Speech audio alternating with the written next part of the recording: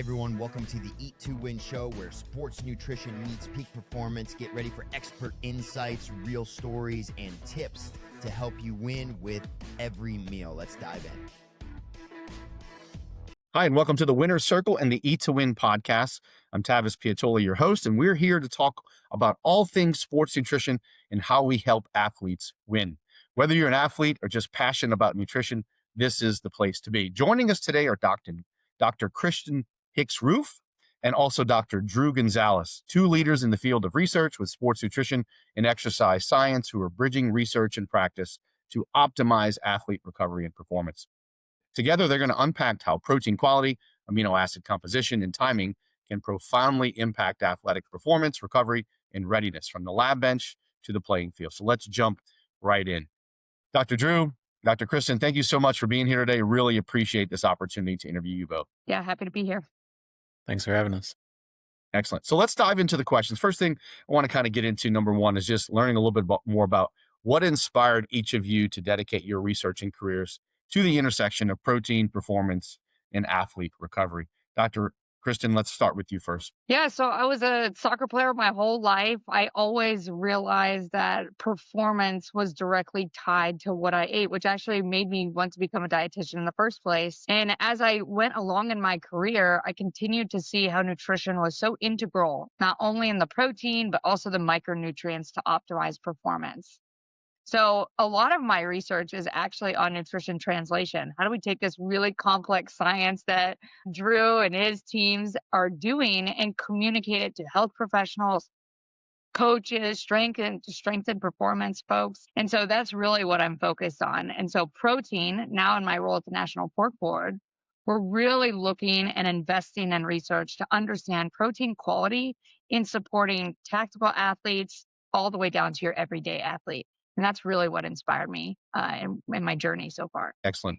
Thanks for sharing that. Drew? Yeah, I would actually say similarly. I was a soccer athlete, and after, wrapping up my days on the field, looking into the field of kinesiology broadly, it offered me the, chance to dive into things like strength and conditioning and sport nutrition. And during my master's, I actually got exposed to this tactical athlete nutrition research area. And I really fell in love when working with a group of firefighters out of Austin, Texas. It wasn't really the study itself that kind of captured my interest, I guess. I mean, it was a great study that we did at the time, but it was the firefighters coming up to us and just telling us how impactful it was that we were there asking these questions, seeing them, and just showing that we value them in some way, shape, or form. And I realized really quickly the impact that one could have with this type of research. And then really from there, it's really just taken off, and I've had some great mentors, great support to allow me to conduct research like this, like the National Pork Board, who's, definitely invested in 2 studies so far, and hopefully there's going to be some more to come as we start to unmask these strategies that can help tactical or occupational athletes alike. And in terms of protein, I mean, these individuals, they need to be ready to go at a moment's notice. If you think of a firefighter or a law enforcement officer, and having a really strong nutritional recovery strategy in place, something that's readily there at the station, is super critical to, catapult them into that readiness mode. And so my research really does focus in that space. We like to assess, them at a baseline, where some of their health and fitness factors at, and how can we intervene with things like nutrition and exercise. Yeah, the tactical world, especially those first responders, that's a unique population that you don't see. I mean, you see a lot of people trying to work towards, but I think they need a lot more attention. I have friends that are firefighters, friends that work for the police force, and from a health and longevity perspective, there's not a lot being done to help some of those individuals. So it's great to see you guys are focused on that population. Drew, I'm gonna start with you this time. When we talk about personal experiences, I know you mentioned just how you got involved in this process of research, but was there a defining moment like in your career where that reshaped your perspective, I guess, how protein quality and timing affect performance? Yeah, I really think it was over the time in my PhD. Actually, funny enough, during COVID, when I started at Texas A&M, I was fortunate enough to write a chapter in a textbook on protein. And at the time, I didn't really know where exactly my particular niche within nutrition would be, but it's kind of become something of that sort of this recovery nutrition for these occupational athletes, looking into things like also antioxidants and even creatine with the mentor that I had, Rick Kreider. But really, I think over the course of my PhD, one of the things I've seen time and time again in the literature for these individuals and just in conversation with them is that from really a whole foods perspective, there's not a lot of, really solid strategy that's just been shown in their population. But a lot of the questionnaire and observational data does lead us to believe that this is an area, particularly protein and protein quality, that could be boosted for these folks or bolstered for these folks. And so that's something that we want to try. We always use this phrase, meeting them where they're at. There's a really important study back in 2015 that showcases these folks. They resonate more so with an animal forward protein diet. So those sources that come from a higher quality protein source, I mean, that's something that they seem to really want in their diet, but then getting the knowledge around it, having the self-efficacy and all these other factors that come into play of execution of a proper diet for them, that's kind of where it's taken me. And actually really over the last year, in terms of, because I'm early career, in terms of developing a research program, I've had some really fun experiences of learning a little bit more from dietitians and folks that are a little bit more immersed in, say, a culinary nutrition background. And so actually a lot of the research that we're gearing up to do with my lab is centered around not only this performance nutrition, but can we actually get these folks to make behavioral change with learning the skill set of cooking and things within navigating nutrition? Yeah, that is a big challenge for a lot of people. Like you said, the cooking aspect, from an athlete perspective, that's one of the challenges we see with young athletes today. And there's a lot of these schools that have many sports dietitians, but I don't know what they're doing individually from a cooking perspective to help a lot of those athletes. And that's a big component of that.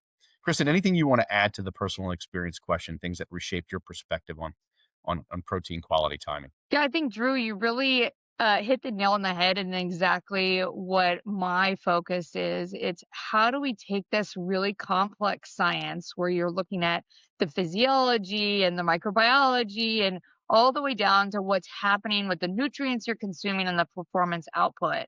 And how do we boil that down into really tactical ways and practical ways that people can implement it? So whether you're at a fire station or you're at a police headquarters or you're in the military, all of the food being served is an opportunity to grow. And it's not going to be um, perfect every time, but I think resonating where people are at and then building on that is really how I've continued to go in this space, whether we're talking about an athlete or an everyday person. I've worked in corporate wellness. And so, how do you take even a corporate wellness position where I'd go in and how do you optimize diet at the location in something that they can do? And I think that's where this really comes into play. It's science translation into something that people can do, and protein quality is just one piece of that, and that's our expertise there. Excellent. Thank you. Kristen, I'm going to start with you on this question this time. So when we look at misconceptions, there's a lot of misconceptions with athletes with a lot of different, we can go on many topics. Protein's probably one of those I've seen in the youth athlete population, particularly. They all just think an enormous amount of protein is required to build muscle. But what are some of those misconceptions athletes and coaches still have about protein, especially around animal versus plant timing strategies, or anything you feel is an important area to cover? Yeah, so we know the recommendation, the RDA hasn't changed yet. Although there's conversations that it needs to be changed, it's still at the zero point 0.8 grams per kilogram, and that's kilogram, not pound body weight, okay? But a lot of the research, especially coming out of Stu Phillips and his lab, Luke Van Loon, they're really looking at an everyday person more at a 1.2 to a 1.6. Athletes anywhere from, and Drew can correct me, but about 1, seen about 2.2 for high intensity athletes. And remember, that's gram per kilogram. So you take your pound body weight, divide by 2.2, and that's your kilogram body weight. I think a lot of people don't realize that. Two, I think protein quality is so important for the coach to understand, and same for the athlete, especially when you have some key populations. You have the growing adolescent who really need to optimize their intake because they don't necessarily eat a lot of food, or if they do, maybe it's some more junk food than quality food. So you really got to think of that quality piece. And same as we age. So we know kind of middle age, protein quality is not as important because most people are consuming adequate protein intake. But your younger population, your older population, and really the high athlete, I think it's really important to think about. So what is the term high protein quality or high quality? I think a lot of people don't really understand that. They throw it around. High quality is obtaining all the essential amino acids. And really, those are your animal proteins, whether it's pork, beef, chicken, lamb, whatever protein you might be consuming, eggs, dairy, and then also soy. So it can be a high quality protein. Some of your less quality proteins are going to be like your nuts, your seeds, your beans. That doesn't mean you can't eat those foods. A lot of what we talk about at the National Pork Board and a lot of the research, even the stuff that Drew is doing, it's about building complete meals, right? It's about pork and plants. So it's your high quality protein with your fruits or vegetables or grains or whatever you might be consuming with it, depending on your diet. So I think protein quality comes into play there. And then also, I think what's really important when we think about protein quality for athletes is that protein comes in different forms, right? You can have your protein isolates, which may be your shakes and some of the like ready to go beverages. You can have it in packaged food, which may be like your enriched bars or your enriched cereals or whatever. I mean, nowadays, I think you can find protein gummy bears. So really, you can have protein everywhere. But then you also have whole foods, right? Like your whole animal proteins, like a pork chop or a beef shank or whatever it might be. Those whole foods, and we actually have a study we funded right now looking at whole food versus isolate in muscle protein synthesis. So I don't have that data yet. But what we do know is whole foods offer a whole lot more nutritional value. You get fiber, you get micronutrients, and you're really building this whole meal that tastes good. And I think that's what sometimes people think they lose sight of when they're so focused on protein, protein, protein. Are you enjoying what you're eating? Is it helping you and you're having satisfaction and a good relationship with the food? And I think that all comes into play, especially probably more for your female athletes. So all of those dynamics come into play there.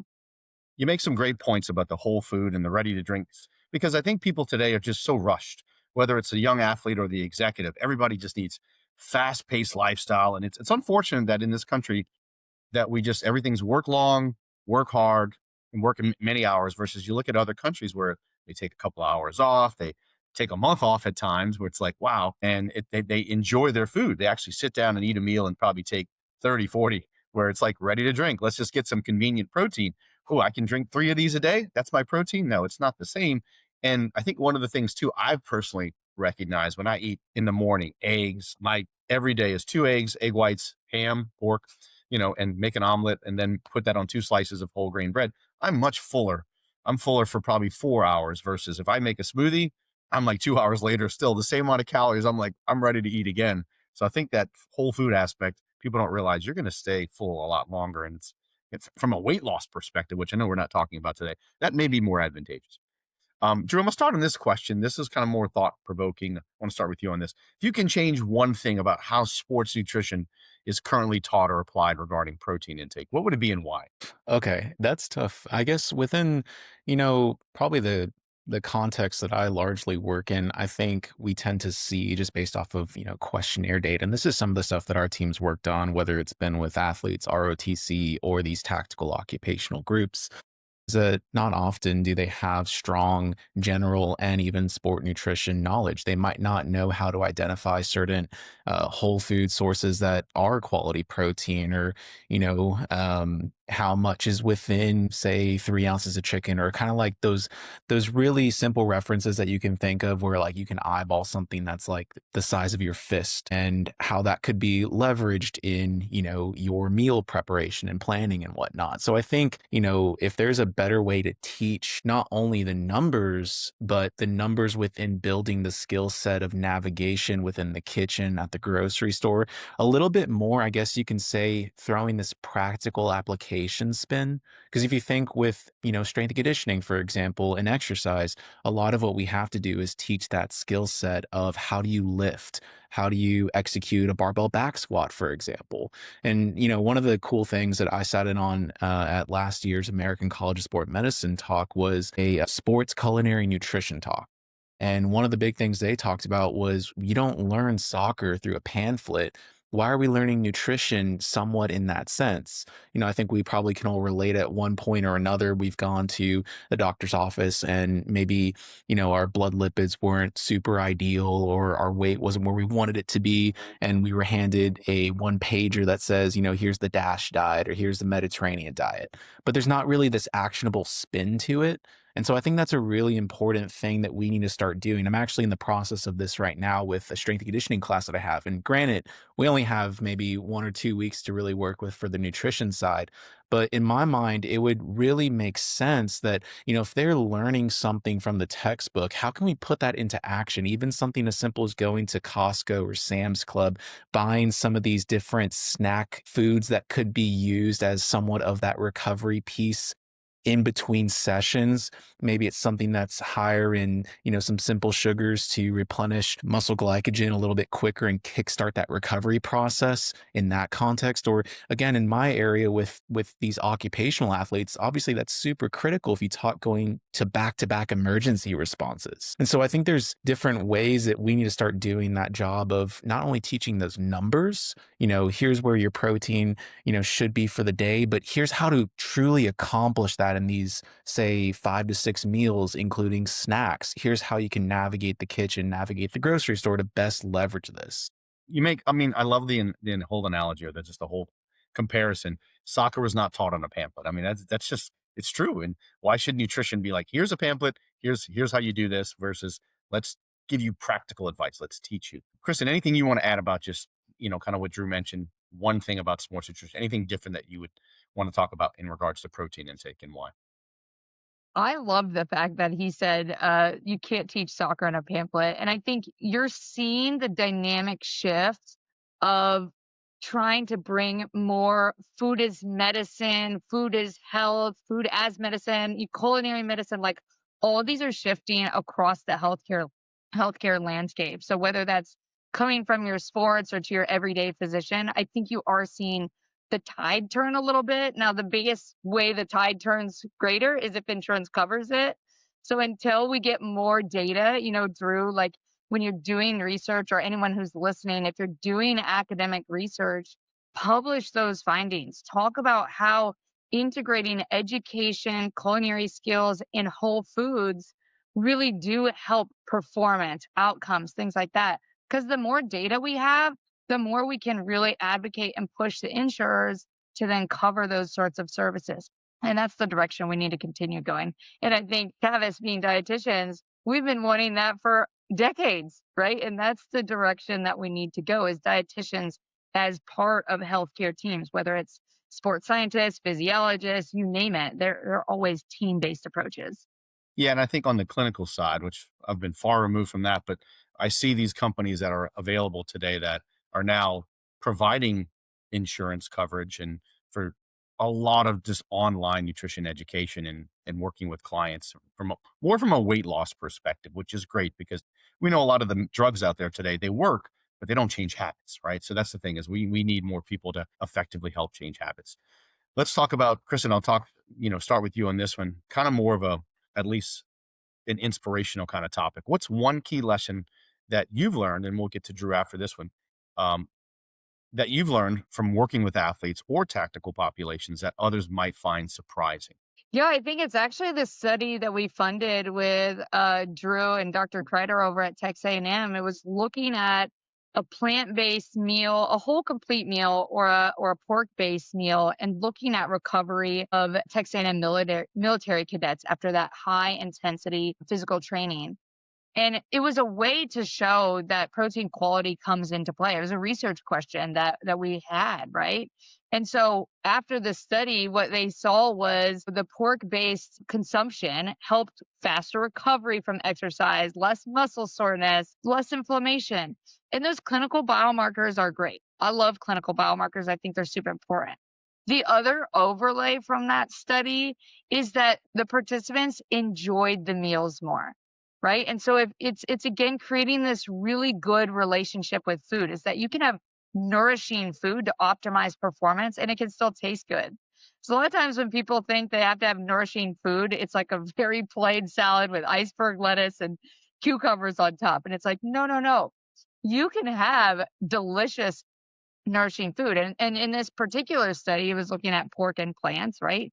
But I think that there's a lot of ways that we can have really nourishing meals that can help to optimize performance. So Drew can talk more about that, but I thought that was really enlightening. And that's why us, the National Pork Board, we've invested in another study with Drew and his team looking at firefighters. And then we also invested in another study, which I think is going to be really cool. We've talked about creatine, and creatine is in consumer media literally daily, but the databases of food are from the 1990s. And so we're using old databases on whole food creatine concentrations.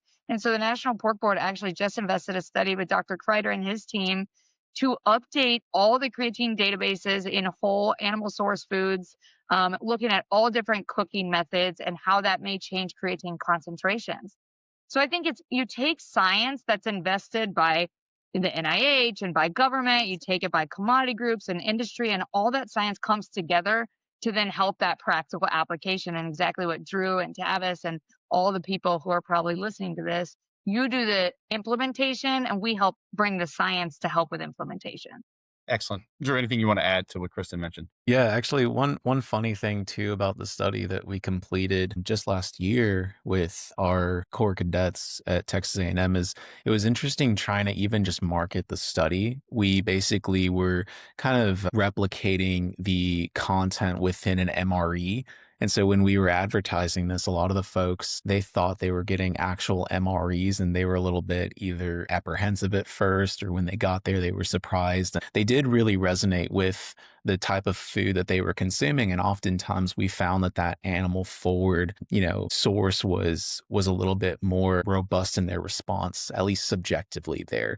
And we did see that a little bit of evidence from a performance perspective that kind of shed some light that I think over time, if they're seeing these repeat scenarios that are high demand, or in another context with what we're about to start, looking into with firefighters, is if they have repeat emergencies, it starts to beg that question: are you doing enough from a recovery standpoint if you're having more of the animal-based versus the plant-based? And so I think with that, I was always surprised actually at this, that, these tactical athletes, for example, really is just it's so much chaos. I really should say there's so many different factors, a lot of stress that these individuals face.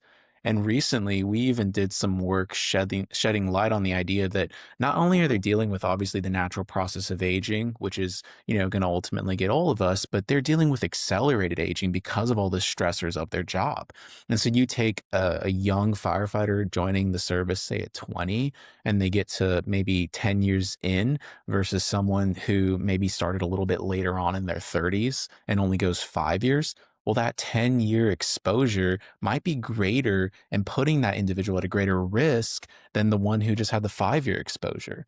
And so these real world situations like this is why we believe it's probably not that we're going to completely fix everything from a nutritional perspective, but could we at least maybe stave off some of the real bad stuff that can ultimately accelerate the disease progression for these folks? Can we stave that off and give them a little bit better career longevity and hopefully, across the lifespan?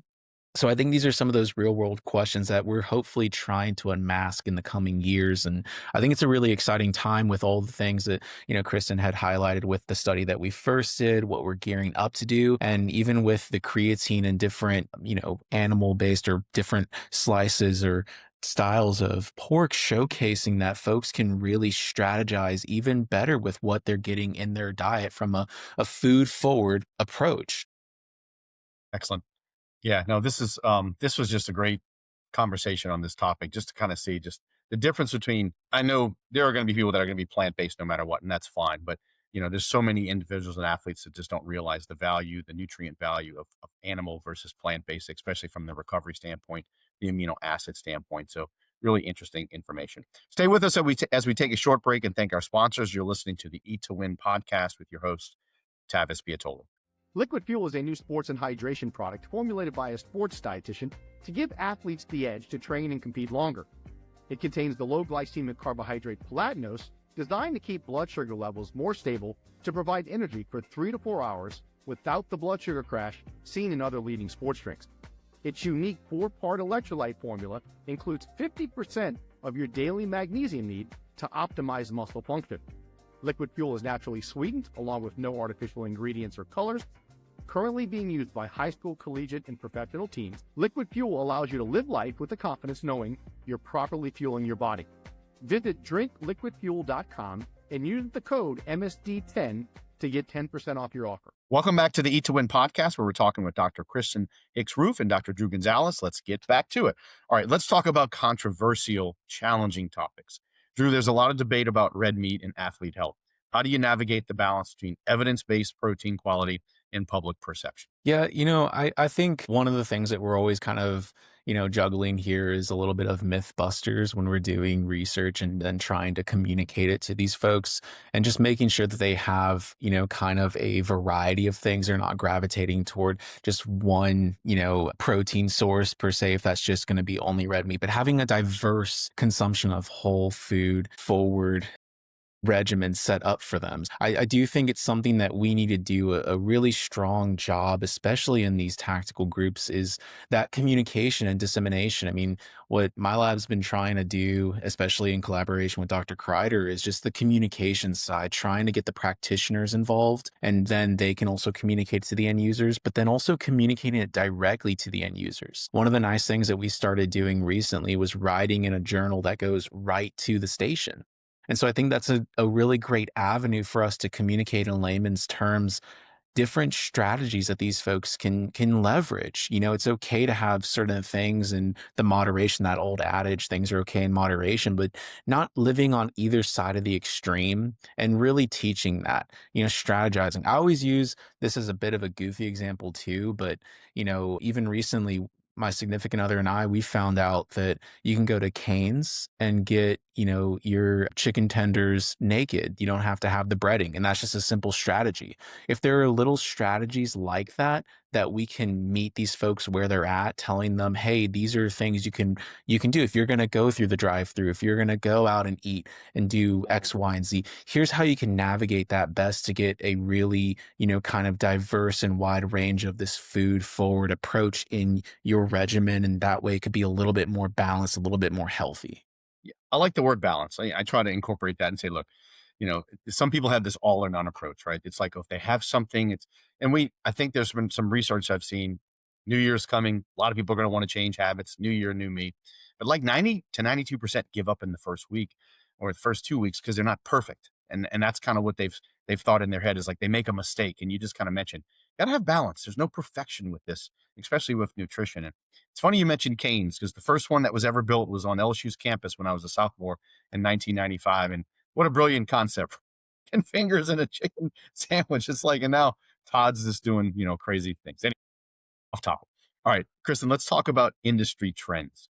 What emerging trends in protein science or recovery nutrition excites you the most right now? And how might they shape the future when it comes to training paradigms? Yeah, I think it actually ties back into your last question is there's been a lot of skepticism over red meat. And so, but you're seeing a lot of new research, especially looking at unprocessed red meat or lean red meat and how that fits into optimal performance. And so I think not all red meats are created equal, right? And there's just like with of other food products, not all, packaged food products are created equal, right? There's like maybe a quote unquote healthier version and a less healthier version. I do think it's all about balance. So you include everything in. But what I'm excited about is finally changing the perception of the demonization of red meat. We have a lot of research on fresh lean pork and how actually it helps with aging, it helps with blood pressure, it helps with weight management, it helps with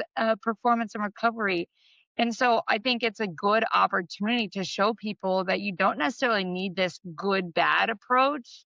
It's here's food that offers this nutritional profile, and then you can choose that you want it for you and your family. And some people are going to lean more towards they care about nutrition.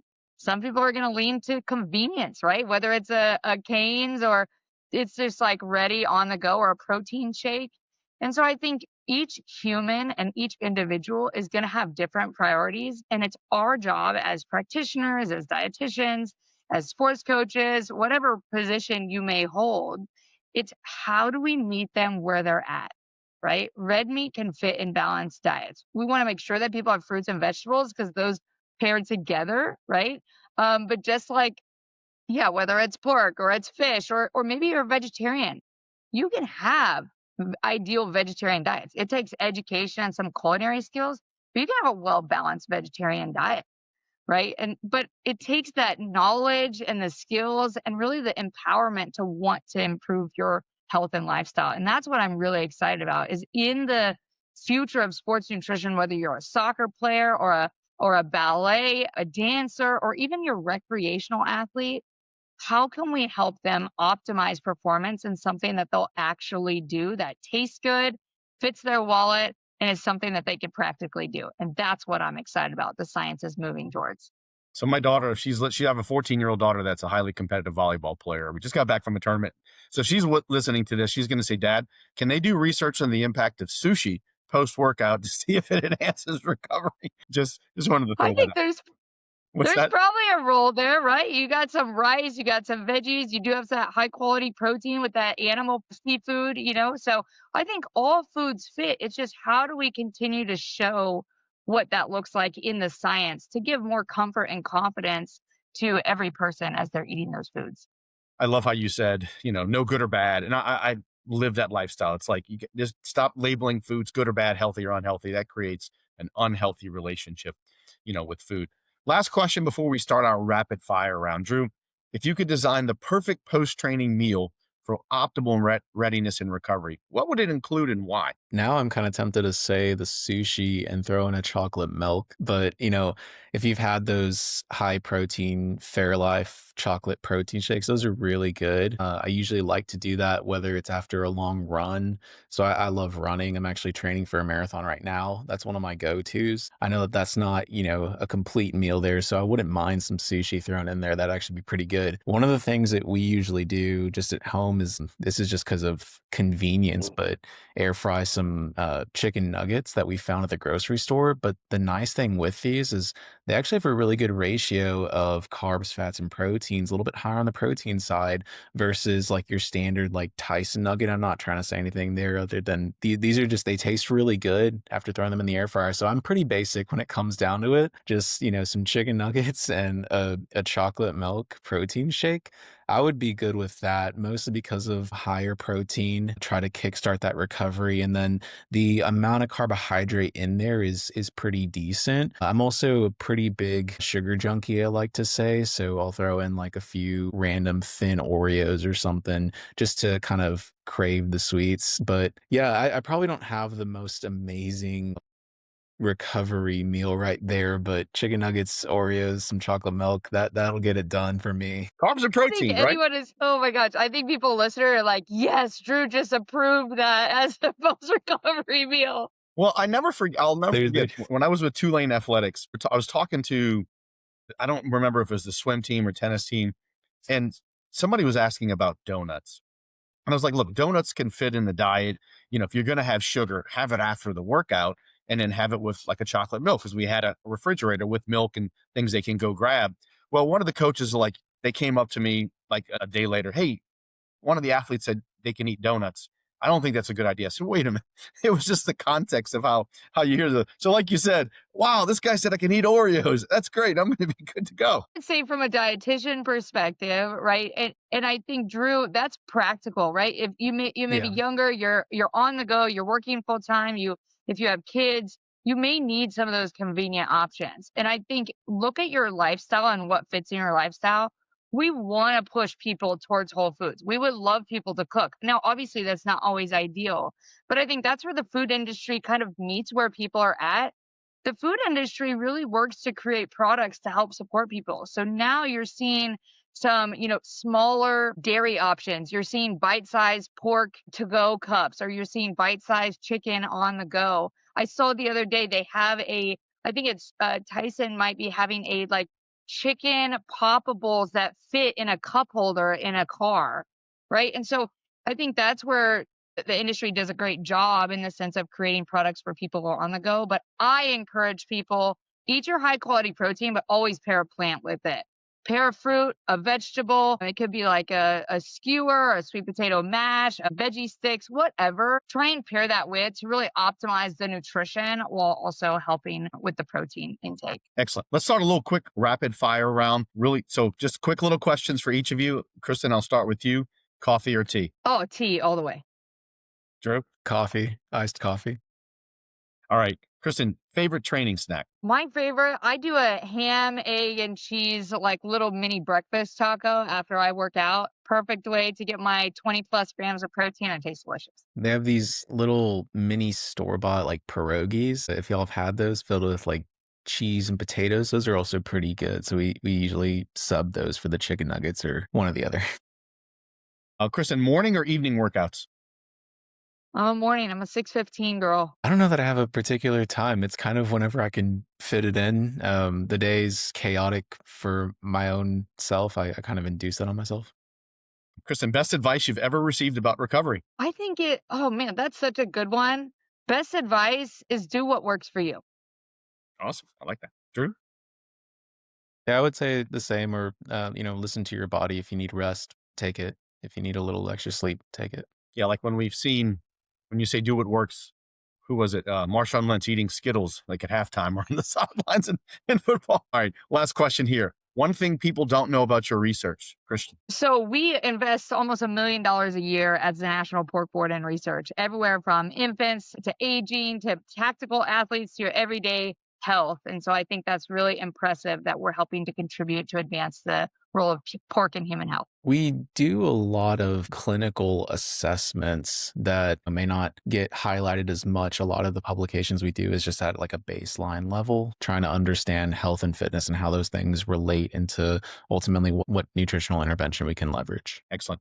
All righty, I'm going to dive into a couple more questions and we'll close it out. Future aspirations. So, Drew, I'll start with you on this one. Where do you see the field of performance nutrition heading, let's say, in the next 5 years? And how do you hope your work contributes to that evolution? Yeah, well, I think it does align with what the focus of my lab is, trying to spearhead right now, which is related to this kind of tactical culinary nutrition space. We're actually going to be doing a little bit this next year to kind of build a foundation for it. And then ultimately, I think that's where in the next really 5 to even 10 years, my research focus is going to be, because at the end of the day, it's kind of like we were suggesting earlier, we can definitely get all the information out there, try to boost the knowledge of these different tactical and occupational personnel. And it extends far beyond just your firefighter, law enforcement officer, military. I mean, you might even think flight attendants, pilots, nurses, physicians, corporate workers, construction. These folks, if we can find a way to teach that skill set of nutrition and really bolster that, I think that would be something that just revolutionizes this space. And hopefully it does steer them closer to that behavior change piece, or even if it's just at the start, getting little things in the right direction. That's huge. We all probably deal with it at different points in our lives. I know my nutritional journey has ebbed and flowed, and there are times that I get knocked off and need to get a little bit stronger on, honing in on something. And I learn something new as I start, diving down the rabbit holes. But I think it's trying to get folks to really understand how to, leverage some of these skill sets around nutrition and ultimately, hopefully reach their goals. Excellent. Kristen, anything you want to add about just where do you see the field of performance nutrition in the next 5 years? Yeah, I think you're going to see an overlay of GLP-1s, the Ozempics, the Wegovy's, any of the semaglutide or tirzepatide, or any of the new generation GLP-1s. I think your athlete, whether they're looking for a little bit of weight management, especially if you think about firefighters or military who are trying to help with combating weight and health. But I also think you're seeing it in physique. people who are taking these medications to really just have more of a physical look to them. So I think that's really, if you overlay the GLP-1 as well as the general demand of protein, I think now that's really where it's going to come into play of high quality protein, getting enough fiber and hydration. And I think that's going to be where the field is going to emerge. So how is the food industry going to create products to help support those people? But how are we as clinicians and dietitians and coaches really helping to showcase this whole food approach and then supplement as necessary to help to optimize the nutritional profile of those folks? It's interesting. It'll be interesting to see, from an athlete perspective, especially from the GLP-1. Do you want young athletes? I'm not saying, when I say young, obviously I would say no to high school unless someone's severely overweight. College, how would that impact muscle, right? And then those are things, the studies I think would be interesting to see is, let's get a 6-month study in younger individuals that might need to lose a significant amount of body fat, and put them through a resistance training protocol, adequate protein. Because some of the things I'm hearing too is, as long as they're eating adequate protein and they have that resistance training protocol, they might not lose that much muscle as we are advertised to hear.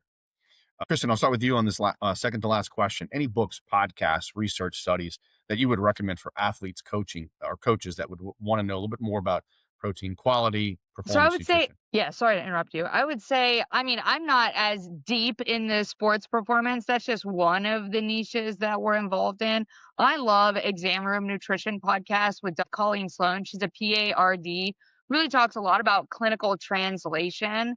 I also love Sound Bites with Melissa Joy Jobbins. Again, she's a dietitian. She brings on experts in all different fields, whether it's ultra processed food or lipids or food industry, whatever. And so I think those two from a dietitian side really give a lot of unique angles of agriculture as well as clinician viewpoints, not necessarily just sports specific, but I think there's some sports overlay in episodes. Excellent. Drew, anything you want to add to that? Areas you like, podcasts, Yeah, I etc. think Sports Science Dudes with Dr. Jose Antonio and Tony Ricky is a really good one too, just kind of putting a lot of the sport nutrition work into performance context. And then really any of the International Society of Sport Nutrition position stands are great tools. They're open access. Anyone can, go online and read those. And they're really, really great summaries of the data, and giving some actionable items so you can put some of those numbers into action. Excellent. Well, you ended that last one with action. This last question, Kristen, we'll start with you, is call to action, right? What's one takeaway you want every athlete listening to remember about the role of protein quality in fueling their success, and how can our listeners connect with you, each of you online? Kristen, I'll start with you. Yeah, I would say just learn about protein quality. Type it in Google. You can go to different commodity boards that can talk about protein quality. But I would say just learn what it is and then learn how much protein is in some like main foods that you eat. For example, a 3-ounce serving of fresh pork is about 20 grams of protein. So kind of get those gauges of foods you're familiar with. And that would be really important. If you want to connect with me, you can find me on LinkedIn, Kristen Hicks-Roof. You can also connect with me at the National Pork Board. My email is kroof@pork.org, and I'm happy to connect you with anyone. Excellent. Drew, anything you want to close out? One takeaway every athlete listening to remember about the role of protein in fueling their success, and how can listeners connect with you? Yeah, and I do think it kind of goes with a lot of what we've said. I mean, you can achieve a quality protein diet, whether it is plant, preferably maybe going a mixture of things, obviously with the animal, maybe and plant thrown in there. But it might be that you have to consider additional calories and cost. And that's actually one of the things we talked about in a misconceptions paper with the ISS that we wrote back in 2023. So that's something that is also open access. Folks can read. If you do want to get in touch with me, LinkedIn as well, Drew Gonzalez, or my email is drewgonzalez418@shsu.edu. And I'm always happy to chat and connect and open collaboration all the time, anything related to occupational athletes. I think we're stronger together when we have these kind of conversations, partnerships with, the end user all the way up to the scientist, and just trying to figure out the best way to get actionable change for these types of folks. Thank you both. This was just a great, fun discussion to talk all things related to protein timing, quality, and then just anything outside of that. So thank you all both for your time and expertise. This was just really a great session. Thank you. Thanks, Tavis. Appreciate it. That's it for today's episode of the Winner's Circle and the Eat to Win podcast. A huge thank you to Dr. Kristen Hicks-Roof and Dr. Drew Gonzalez for joining us and sharing their expertise. If you found today's insights valuable, be sure to like, subscribe, and share this episode with your community. Don't forget to leave us a review and keep the conversation going. Till next time, keep fueling smart, training hard, and winning from within. Thanks for joining us on the Eat to Win show. Remember, every meal is a step toward victory. Until next time, stay strong and keep winning.